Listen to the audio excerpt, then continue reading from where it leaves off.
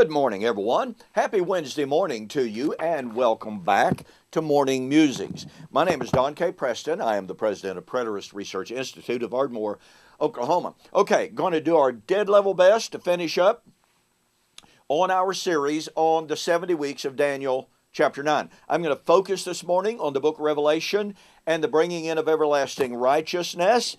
Try to bring that to a close, and then tomorrow on Thursday, what I intend to do is to give a summary of what we have seen in these videos. 38, 39, something like, I don't know. Anyway, to give a summary and to show how it all relates to the consummation of Israel's festal calendar. Now, this festal calendar holds the key to understanding that there was an interim, a 40-year interim between Pentecost and AD 70. Just as there was a 4-month gap between Pentecost and Rosh Hashanah in the literal Jewish calendar, in the symbolic typology of the feast days, there was a 40-year, one generational gap, if you want to use the term gap. I don't really like the word, but it was an interim. And those last 3 feast days had to be fulfilled. They had to be fulfilled chronologically in order. And they were fulfilled. They are depicted as fulfilled in the book of Revelation. Now, Daniel said 70 weeks are determined to bring in everlasting righteousness. I really hope that you will go back and watch yesterday's video particularly, because the points that I made there are absolutely critical points. I truly believe that if you'll listen to those very carefully, take notes, I truly believe that you will be able to see that there's simply no way in this world that the 70 weeks ended in 34-35 AD, unless you can establish that there were 2 totally separate, distinct, even disparate eschatological hopes of everlasting righteousness. One to be fulfilled no later than 34-35 AD, the other to be fulfilled in the future. When is that? Well, wherever you posit the bringing in of the everlasting world of righteousness, which was foretold by the Old Covenant prophets who predicted the sufferings of Christ and the glory to follow, wherever you put that world of righteousness, if you're going to say that it's not in fulfillment of Daniel chapter 9, you've got to be able to show that Daniel 9 is predicting a different world of righteousness from what Peter predicted and what John predicted in the book of Revelation. So, once again, the question is, where is the proof?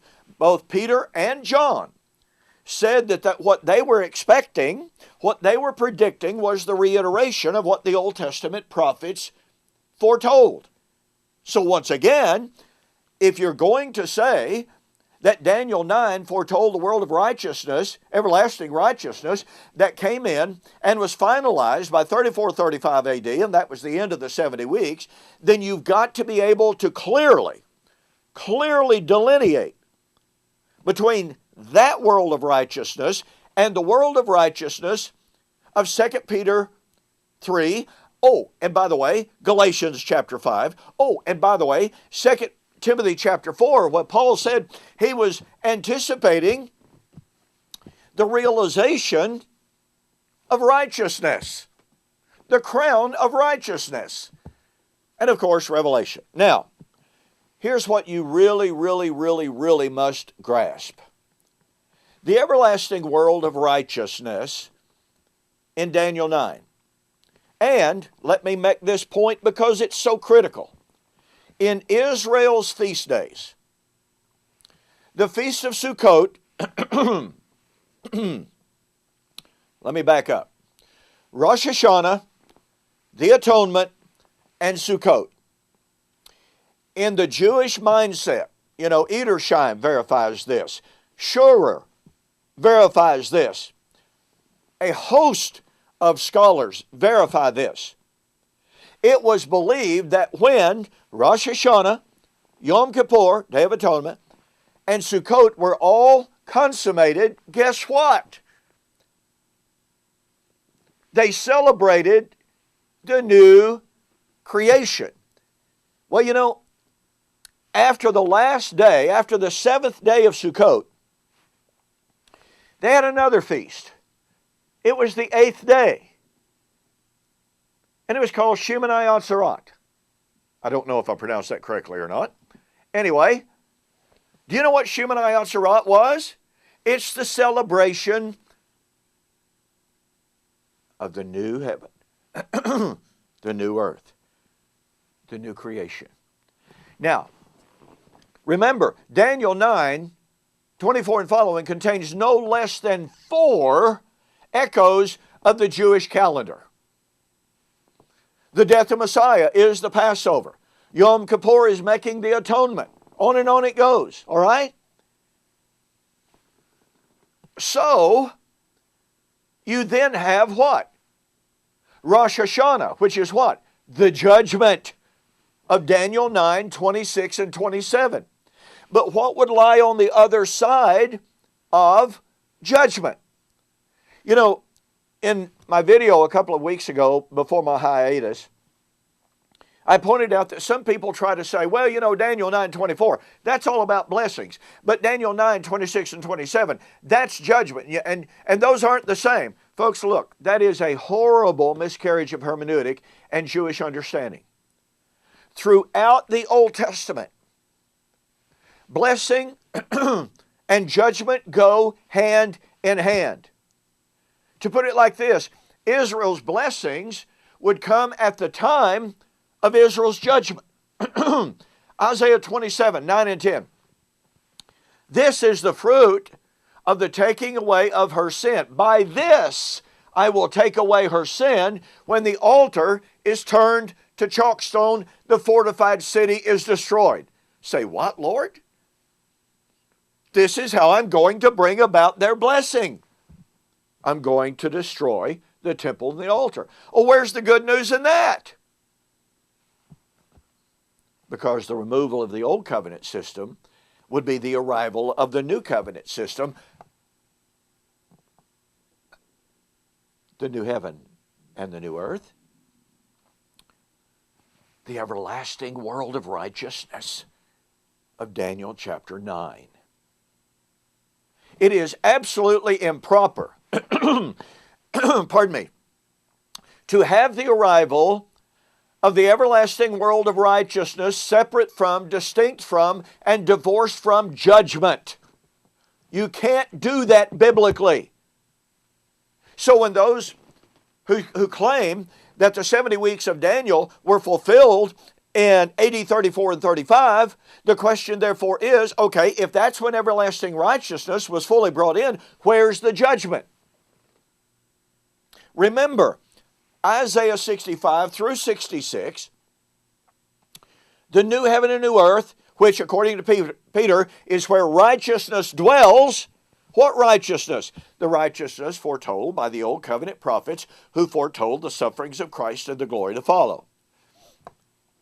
When does Isaiah 65-66 posit the full arrival of everlasting righteousness? At the judgment of Old Covenant Jerusalem. Now watch Revelation. Revelation 18, actually, 17, 18, and 19.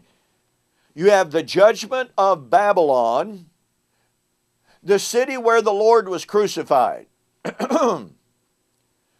Chapter 19. At the coming of the Lord. What happens as a direct result of that judgment? Well, John said, I saw a new heaven and a new earth. And I saw a new Jerusalem. Oh, wait a minute. Isaiah 65 said the new Jerusalem would come when the old Jerusalem was destroyed. That's Revelation. That's where Revelation is drawing from. And Daniel chapter 9, the world of everlasting righteousness would arrive, is directly linked to what? To the destruction of Jerusalem. Folks, there is no divorcement between the world of everlasting righteousness of Daniel 9 and the everlasting world of righteousness of 2 Peter 3, Revelation 17 through 21 and 22.